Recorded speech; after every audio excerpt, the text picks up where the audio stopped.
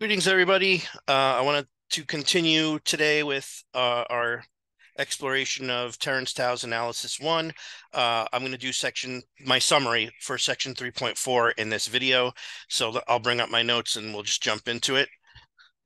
So let's do that. This section is on images of sets under functions and also inverse images. So that's what we'll talk about. And we'll start with a definition of what we mean by the image of a set. So let's say that we have a function f from x to y, and S is some subset of the domain X.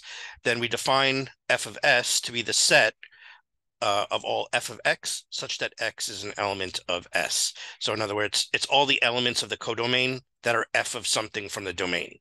Okay, this set is a subset of Y and is sometimes called the image of S under the map F. Sometimes it's also called the forward image, just to distinguish it from the concept of inverse image, which we'll define down below in a few minutes. The inverse image is denoted, like I have written here, F inverse of S. So like I said, we'll define that down below. The images also of a set under the domain, sorry, other way around. The image of the domain of a function f under f is sometimes called the range also. So I think we define that down below too. So we'll get to that in a second. F of s is well defined thanks to the axiom of replacement. Tao also says, instead of using the axiom of replacement, we could have defined f of s using the axiom of specification. And he asks the reader to show that the two definitions are actually equivalent. So I did that down here. So let f be the set from x to y and s be a subset of x. Then define the image f of s to be the set of all y in y, such that f equals f of x for some x and s. This is guaranteed to be a set by the axiom of specification. And then I'm just going to show that this is equal to the set that you get when you define it using the axiom of replacement. So take an arbitrary element of z in that set. Then by definition of membership in the set, that means that z is f of alpha for some alpha in S. But that means by definition that z is also an element of the set of all f of x, such that x is in S. And then you could also show the reverse inclusion. So if z is an element of the set of all f of x, such that x is in S, then z equals f of x for some x in S. And that implies that z is an element of the set of all y in y, such that y equals f of x for some x in S. Therefore, the two sets are equal so that you get the same set using either the axiom of specification or the axiom of replacement. Okay, next is a note. The image f of x of the domain, which is, okay, this is what I was talking about a second ago. The image f of x of the domain is also known as the range of the function from x to y, and it's a subset of the codomain y. So it may not be the whole codomain. If it is, then we would say the function is surjective, but remember, not every function is surjective. So the range might not actually be the entire codomain. All right, he gives an example here to let us unpack these ideas. If f is a function from the natural numbers to the natural numbers, and let's say f of x is defined to be the doubling function, so f of x equals 2x, then if we look at the image of the set 1, 2, 3 under the mapping f, we get the set containing the elements f of 1, f of 2, f of 3, which by using the definition, the way we define f here, is the set containing the numbers 2, 4, and 6. All right, so that's the image of f. Sorry, that's the image of that set under the mapping f.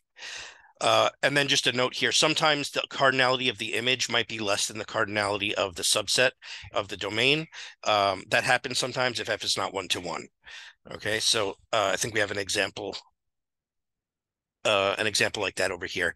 So he says informal for this example, just because we haven't defined the integers formally yet, but let f be the function from the integers to the integers, and let it be the squaring function. So f of x is x squared for any input x. And if we look at the image of the set containing -1, 0, 1, 2 under the mapping f, we get the image of that, which is 0, 1, and 4.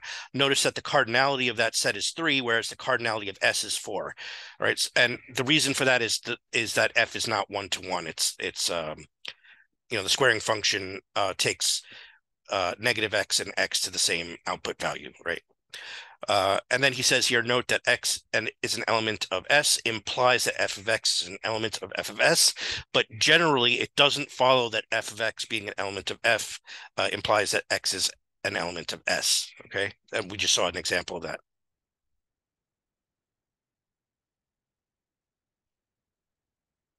I should probably say why. For example, f of 4 is an element of the image here, but notice that -2 is not an element of S, right? So that's an example. All right, he asks us, he says this statement is actually the correct one, and he wants us to prove it. So like I usually do, I'll just write this as a proposition. Y is an element of f of S if and only if y is f of x for some x in S. And the proof is just, I say just see above the proof that y is an element, the set of all y in Y such that y equals f of x if x is an element of S equals the image. So you can see that up above. It's just similar proof. So I just skipped showing that. Example 344 from definition 3320, we see that a function f from x to y is onto if and only if f of x equals y, or in other words, if the range of f is equal to the codomain, right? What that is saying is that every element of the codomain is f of something from the domain. Okay, next is a definition 3.4.5. Here we're going to define what we mean by an inverse image. So if U is some subset of the codomain Y, define the set F inverse of U to be the set of all X in the domain X, such that F of X is an element of U. Or in other words, F of X is an element of U if and only if X is an element of the inverse image of U under F. Right, and then again, we have an example. So if f is a function from the natural numbers to the natural numbers is the map f of x equals 2x, so again, it's the doubling function, then the image of the set 1, 2, 3 under f is, we've already seen this as the set 2, 4, 6, but the inverse image of the set containing 1, 2, and 3 is just the set containing 1. And the reason for that is there is no x in the set in the natural numbers where f of that integer is 1, right? So because 1's not an even number, and same thing for 3, right? There is no the fibers for those elements are empty. There's nothing that gets mapped to them, right? But 2 does have a non-empty fiber. F inverse of 2 is 1 because 2 times 1 is 1. Sorry, 2 times 1 is 2, right? So the inverse image of that set just contains the number 1, right? Also note that f of f inverse of the set containing 1, 2, 3 is not the set containing 1, 2, 3, meaning that the f and f inverse don't just cancel each other out here because of the fact that f inverse of 1, 2, 3 is just a set containing 1. So the image of that set is the set containing 2, not the set containing 1, 2, and 3, right? Okay. He gives another example. He labels it informal because we haven't defined the integers yet. That's the only reason why. If f from z to z is the map f of x equals x squared, then f inverse of the set containing 0, 1, 4 is the set containing -2, -1, 0, 1, 2, right? Because f of -2 and f of 2 both equal 4, f of -1 and f of 1 both equal 1, and f of 0 obviously is 0. So here, notice that the inverse image has cardinality bigger than the image of that set under F, right? Again, that's because F is not 1 to 1, right? There's multiple inputs that get sent to the same output. All right, here's a note. F does not have to be invertible for F inverse of U to make sense. For example, x squared is not invertible, right? Because it's not 1 to 1, but it does have an inverse image, right? To make sense. Also, images and inverse images do not quite invert each other in general. Again, because not every function is a bijection. So, for example, we've actually seen examples like this. You can pause the screen and see the examples rather than have me read them out again. I'll just move on to remark 3.4.8. If f is a bijective function, then we've defined f inverse in two different ways. So in the previous section, we defined f inverse to be the inverse function associated to the function f if f is a bijection. Remember, inverse functions are only exist if you have a bijection. However, the two, and then also in this section, we define f inverse to be, to denote the inverse image. However, in the case of a bijection, the two definitions agree. All right, and he says see exercise 3.4.1. So we'll prove that when we get to the exercise set. Okay, here's a note. We should be able to consider the set of all functions from a set x to a set y. And for this, we introduce this new axiom, which is labeled axiom 3.11. This is called a power set axiom. So let x and y be sets. Then there exists a set denoted y to the x, which consists of all the functions from x to y. Thus, f is an element of the set y to the x if and only if f is a function with domain x and codomain y. All right, and just to get unpack this and wrap our head around the idea, we have a concrete example here. So this is example 3.4.9. Let x be the pair set containing 4 and 7, and let y be the pair set containing 0, 1. Then notice, first of all, the cardinality of y to the x is 4, because there's 4 functions that you can define from the set x to the set y, which I have listed here. For example, one of the functions that you can have from x to y is the function given by these two ordered pairs 4, 0, 7, 0.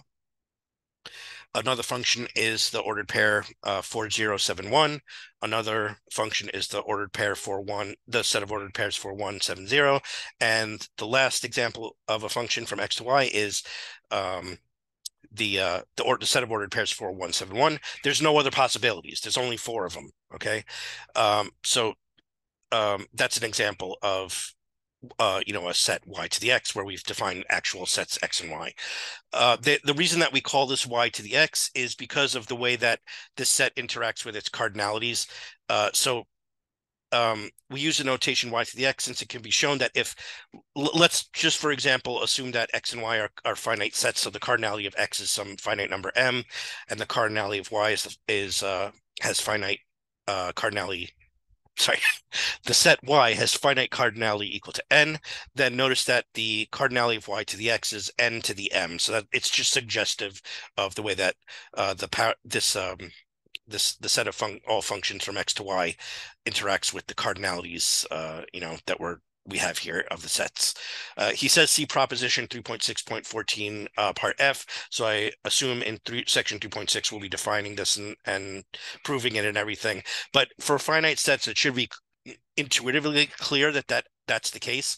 The reason for that is if you think about, let's say that x has, in the example that we just saw, x had 2 elements in it, right? So for each of the elements in x, there's 2 possibilities for the y value that we can have for that value, right? So you get 2 to the 2 times 2 possibilities of functions, or in other words 4, right? 2 squared. And that holds in general. But I guess we'll see that as written down out as a proposition in section 3.6. So one consequence of this axiom is what he calls lemma 3.4.10, which we won't prove in the summary, but we will prove as an exercise in the exercise set. So the lemma says, let x be a set, then the set y, the set of all y such that y is a subset of x is a set. That is, there exists a set z such that the y is an element of z if and only if y is a subset of x for all objects y. All right, we call that the power set. So here he says in remark 3.4.11, the set of all y such that y is a subset of x is known as the power set of x and is denoted by the symbol 2 to the x. For example, if a, b, and c are distinct objects and x is the set containing a, b, and c, we have the power set of x, or in other words 2 to the x. I have written out here explicitly is the set containing these 8 elements. So it contains the empty set, the singleton sets containing a, b, and c, the pairwise sets containing a, b, then ac, then bc, and the set itself. Remember that the empty set and the set itself are always subsets of a set. I think we proved that as a theorem or a proposition in one of the previous sections. So there is a reason why we use, again, the notation 2 to the x for this, and it has to do with the way that cardinalities interact with the power set here. For example, up above, notice that the cardinality of the set x is 3, and the cardinality of the power set 2 to the x is equal to 2 cubed, which is 2 to the cardinality of x, which is 8. Tao says we'll return to this issue in chapter 8 because for finite sets, it's pretty easy to see why that should be the case. If you have a finite set of, let's say, that has n elements in it, then for each of the elements, you can either choose to include it or exclude it from the subset, and that gives you 2 to the n possibilities for the subsets. But we'll explore this more deeper in chapter 8 when we are going to start looking at more complicated sets, for example, like infinite sets, because cardinalities, defining what the cardinality means for that, for sets like that is a little bit more technical and less obvious and non-trivial. So we'll look at that stuff in chapter 8, but we'll skip it for now. Okay, for the sake of completeness, we enhance the axiom of pairwise union to allow unions of much larger sets. So this is axiom 312, and like he says here, it's just an extension of the axiom of union that pairwise union that we looked at. What was that in 3.1? I think we did that. All right, this is just called the axiom of union. Let A be a set, all of whose elements are themselves sets. Then there exists a set which we'll call union A, whose elements are precisely those objects which are elements of the elements of A. Thus, for all objects X, X is an element of union A if and only if X is an element of S for some S in A. So this allows us to define, much larger sets. So example 3.4.12, if here we'll just do a concrete example just so we can see what this is saying. If A is the set containing the three pair sets 2, 3, 3, 4, and 4, 5, then notice that 2 is an element of the first pair set, 3 is an element of the first and second pair set, 4 is an element of the second and third pair set, and 5 is an element of the third pair set. So the union of the set A here in this case is the set containing 2, 3, 4, 5. Okay. Note the axiom of union combined with the axiom of pair set imply the axiom of pairwise union. This statement is something that we'll prove in exercise 3.4.8, but we won't do it in the summary. So when we get to the exercise set, we'll have a look at that.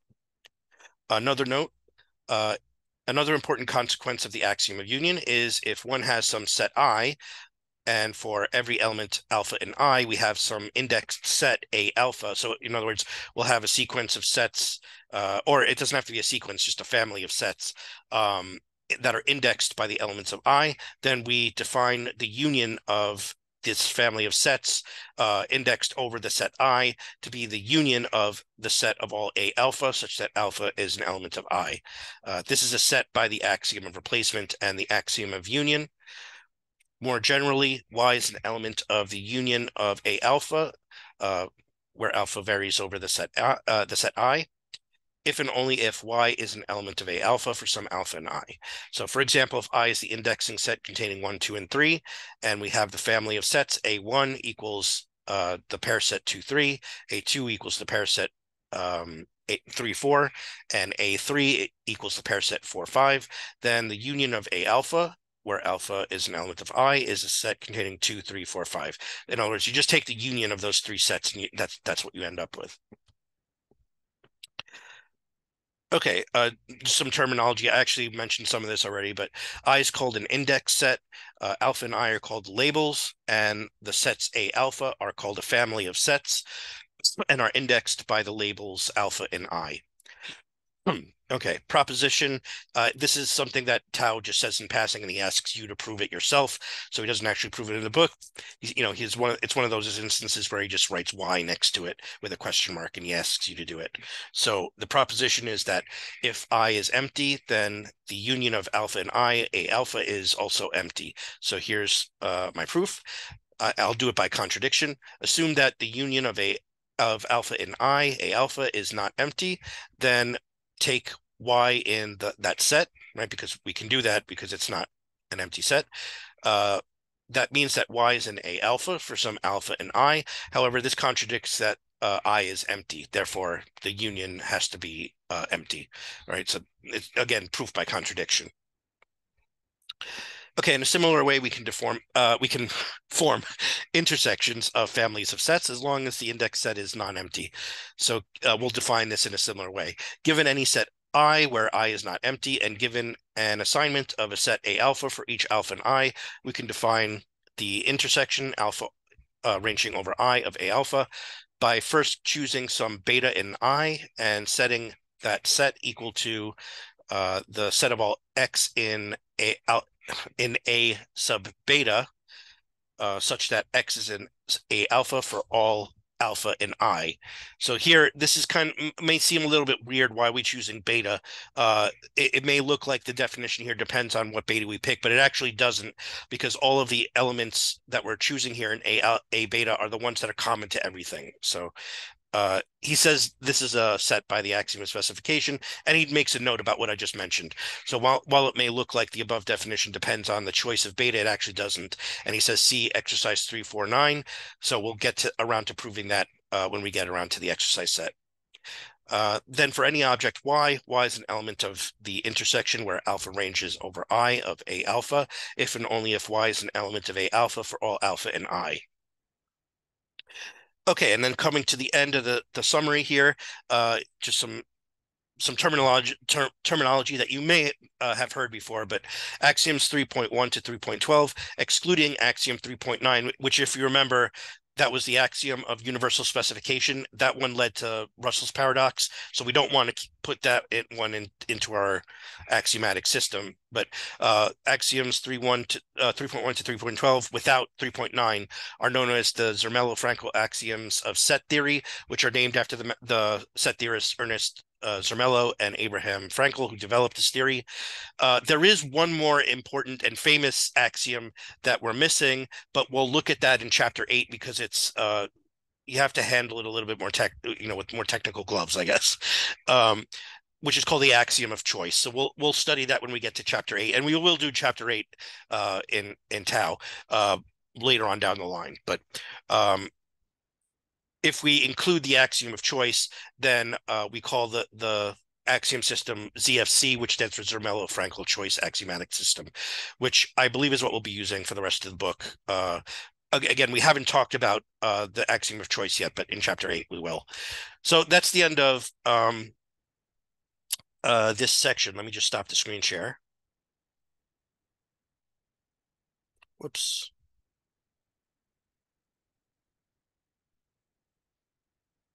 Okay, so when I get around to working on the exercise set and I get it all written up, I'll post that video. Hopefully that'll be sometime soon, soonish. Definitely sometime this week, but I haven't even had a chance to start on the exercises yet. So we're making our way through chapter 3 slowly but surely. I'll see you guys in the next one. I still have I haven't forgotten. I still have to make my video for June, my vlog for June. So that'll be coming up soon, even though we're almost halfway through June already. But I'll see you guys in the next one. If you like the content here, please do like and subscribe. It helps the channel. And I'll see you guys in the next one. Until that time, keep learning, everybody.